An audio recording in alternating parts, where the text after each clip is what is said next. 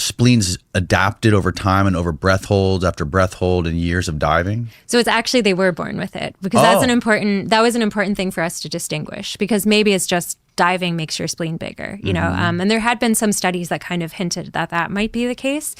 So to check that out, we took people who were diving and people who had never been diving but had the same genetic background. So the people that I worked with, the population I worked with, are called the Bajo. It's in some countries it's pronounced Bajo, but it's one of these sea nomad groups. And if we had done this study like 100 years earlier, it would have been impossible to tell what was environmental or genetic, because everybody would have been diving. But now, because of kind of the changes in the world, I'd say about half the population or more doesn't dive. So we had this really nice split in the population between people who were actively diving, so whose spleens could have been expanded by diving, and people who were Bajo but weren't diving.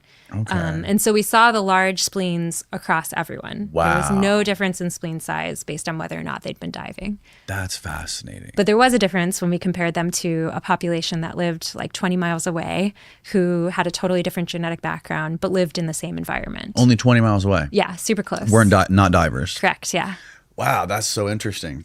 So if you were, say you did grow up and you weren't part of their genetic background, and say I was part of the tribe that was 20 miles away, and I came, like I got adopted by one of their families or whatever, and I started diving since I was a toddler, would my spleen be normal size or would it be huge? So based on my research, it would be normal size. However, I have seen some papers that do suggest that you can expand your spleen just by holding your breath a lot. You know, some of those papers had small sample sizes, and like I would say that ultrasounds are kind of more of an art than a science. Like there is a certain amount of interpretation, so you have to try to blind yourself to what your hypothesis is.